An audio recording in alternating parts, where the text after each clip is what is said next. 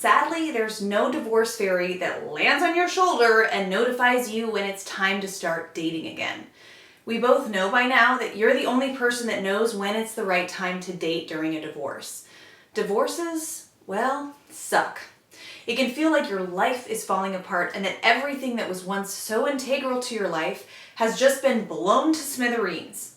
While this is all true, there's still hope for a new life.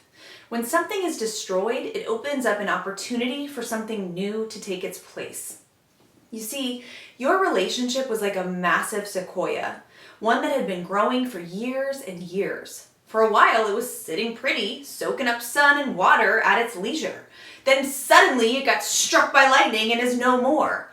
It can feel empty at first, but now that there's no longer a massive tree soaking up all the resources, new things are allowed to grow. I've been helping divorced men take advantage of their new opportunities for years.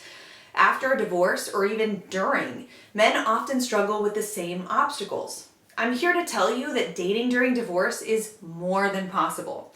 There are just a few mental roadblocks you may need to bulldoze before enjoying your dating life again. What's up, guys? Emyli here with Emlovz. I'm a dating coach and matchmaker for men, and in 2012, I went on a 100-date experiment. And since then, I've been helping my clients find love fast with my coaching and matchmaking programs. And I work with a ton of divorced men who need help navigating dating during and after divorce.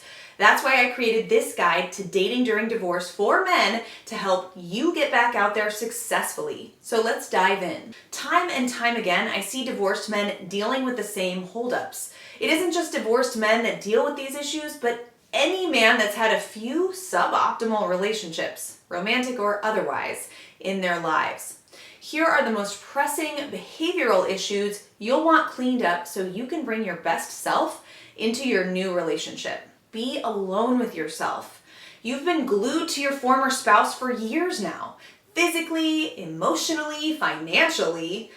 Chances are you'll never fully sever that tie. What this past relationship might have taught you is that you aren't your own person anymore. Perhaps you became so intertwined with your spouse that you started to develop codependent tendencies. Someone who's codependent finds it difficult to function on their own, instead constantly looking to another person to help make decisions. You know you're in a codependent relationship when you're constantly making sacrifices for another person and when you don't quite feel whole or have high self-esteem without them. You're giving, giving, giving, but receive little in return. You're a people pleaser. To date effectively during a divorce, you must first be in the right state of mind. You can't start again if you're bringing bad habits into your new relationship. One of the worst habits is people pleasing. Sure, everyone likes being doted on, but you need to ask yourself if this is the healthiest behavior. It's normal to yearn for attention, but not all the time, and not when your self-worth is 100% dependent on the approval of another. Do you feel the compulsive need to act in a way that wins the appreciation of another?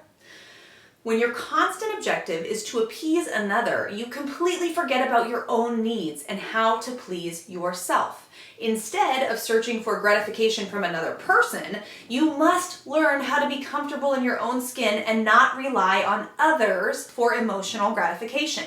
You jump into relationships too quickly. There are a lot of options out there. How many single women, you ask? Well, just check out this Pew Research study about the number of single people in the United States categorized by their age. You have zero reason to settle for the first woman that locks eyes with you, even if she is a cutie. As you can see, the dating pool is a bit deeper than you had imagined. Hopefully, this knowledge will help you overcome the fear that there is no one out there for you. But it probably won't. These supplemental stats alone won't help you kick the urge to shack up with the first woman you start dating. The only way to get over the fear that you won't find someone new is to mega date. Mega dating is all about finding and dating a variety of women simultaneously in order to diffuse sexual tension and quickly find a woman you're compatible with. In my program, I teach you how to effectively leverage social channels in order to find compatible women to date. In a short time, you'll have a calendar full of dates with women you genuinely want to spend time with. You'll learn where to find women, how to ask women out with a TDL, how to build an online dating profile, talk with women online, and much more. However, dating multiple women a week can pose some problems. With only so much time and money to invest in dating, you have to use your resources accordingly.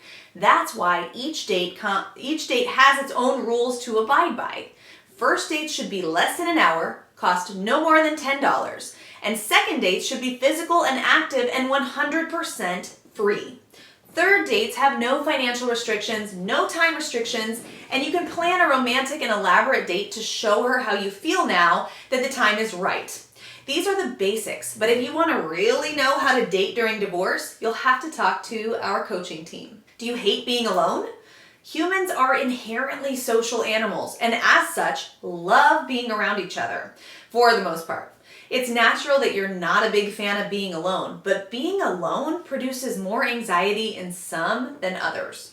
If feelings of anxiety and anxiousness are getting out of hand as a result of being alone, then perhaps it's time to try a few of these coping mechanisms. Exercise, meditation, call a friend or family member, get off social media, get out of the house and go for a jog or walk. Create routines that satisfy social urges, like joining a gym or a sports team. Allow yourself to be alone for certain periods of time. Did you grow up with an emotionally unstable person? You've heard it plenty of times before. We are a product of our environment. That truism especially rings true when you're talking about one's childhood experiences. Volatile childhood environments, such as ones that involve erratic parents whose affections come and go, can have a significant negative impact on a person's emotional and social skills. This is especially the case if a child must constantly navigate through a home life full of mental illness and addiction. Children don't grow up with an emotional shield that allows them to deflect the harmful behavior of their guardians. Instead, we're sponges that absorb all the toxic traits displayed by our parents. This is most often seen in children that grow up with codependent parents.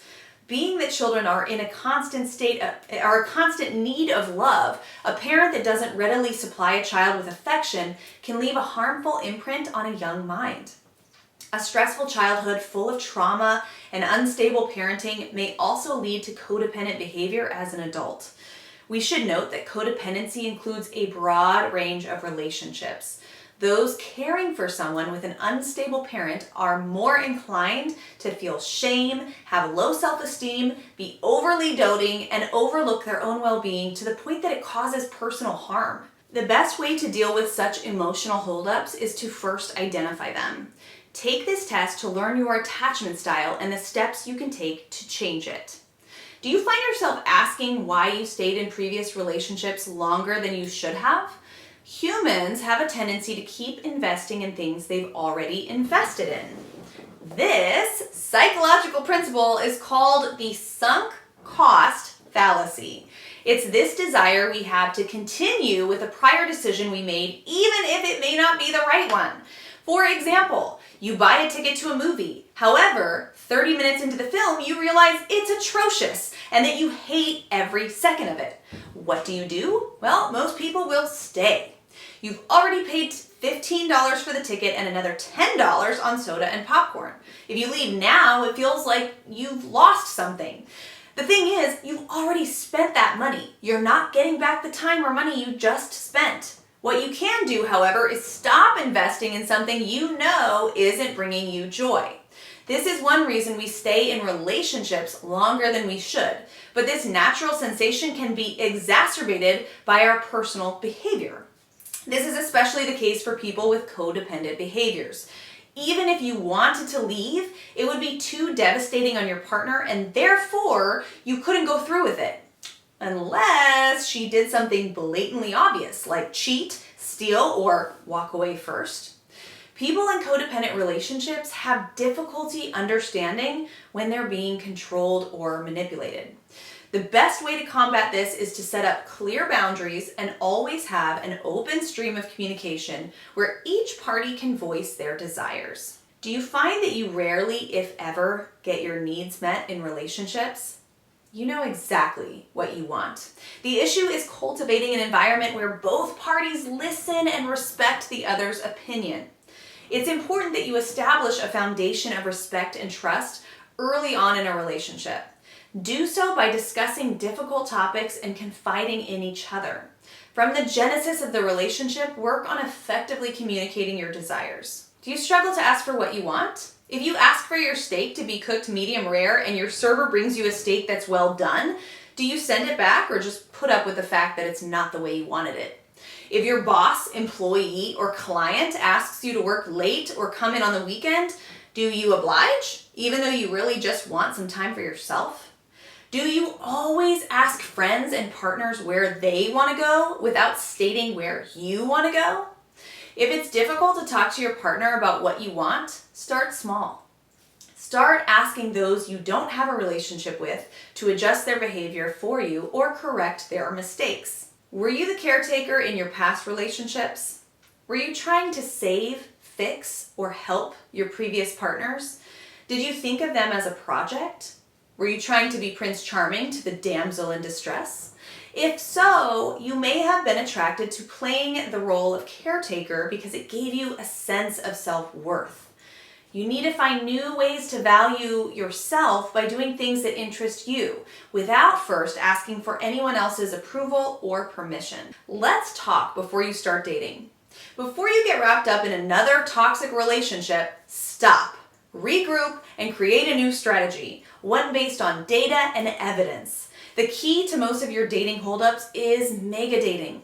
As we've discussed, mega dating helps you overcome fears and bad habits through exposure and contact interaction with highly compatible women. To learn how to find these women and court them, let's have a one-on-one chat about our program and how it can help you turbocharge your dating life. During your new client introduction session, we'll discuss your dating history, talk through your current dating goals, and see if our program can help you achieve your romantic goals. That wraps up this video. If you like this video, make sure to like it, subscribe to the channel, leave us a comment in the comments below, and follow us on social media. Thanks so much for watching, guys, and I'll catch you next time.